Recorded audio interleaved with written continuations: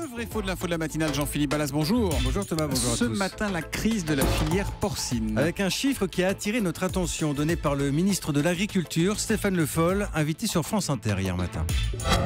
Il y a des opérations promotionnelles, il faut que vous sachiez que 70% du porc en frais aujourd'hui est vendu dans des promotions aujourd'hui en France.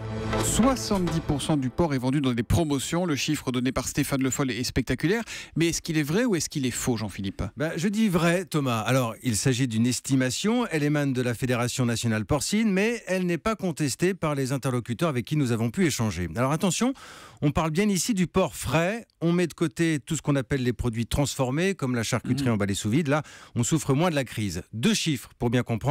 Le cours du porc tourne autour de 1,25 € le kilo ces derniers jours, 1,25 €, avec un prix de revient aux alentours d'1,50 €. Grosse pression donc pour les éleveurs. Mais alors c'est la faute à la grande distribution ? Pas seulement. Alors d'abord, les habitudes des consommateurs changent. Visiblement, ils mangent moins de porc frais et ils n'en mangent pas toute l'année. On ne fait pas des barbecues, notamment au mois de janvier, par exemple.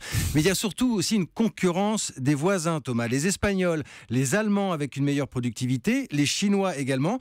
Et puis l'autre mauvaise nouvelle ces derniers temps, c'est l'embargo russe, un marché important qui se ferme. Si vous ajoutez le prix des céréales, la nourriture pour les porcs, on a une idée du cauchemar pour les éleveurs. Et s'ils accusent la grande distribution, c'est aussi parce qu'ils savent que 85% de leur production est vendue en supermarché. Bon, alors on a entendu Stéphane Le Foll, le ministre de l'Agriculture, mais est-ce qu'il peut y faire quelque chose ? Alors oui, il peut décider d'encadrer ces périodes de promotion. Ce serait inédit d'ailleurs, mais le ministère nous confirme que la piste est sérieusement à l'étude. Stéphane Le Foll qui va se rendre à la fin de la semaine à l'Assemblée Générale de la Fédération porcine.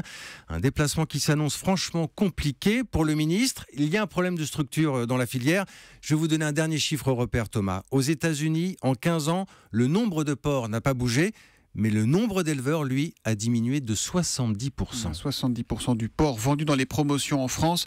Ça peut sembler une bonne nouvelle pour les consommateurs, mais ça n'en est pas une, et surtout pas pour les éleveurs. Le vrai faux du véritable prix. Exactement, le vrai faux de l'info de la matinale, avec Jean-Philippe Ballas, qu'on retrouve demain matin après le journal de 7h30. À demain, Jean-Philippe. À demain.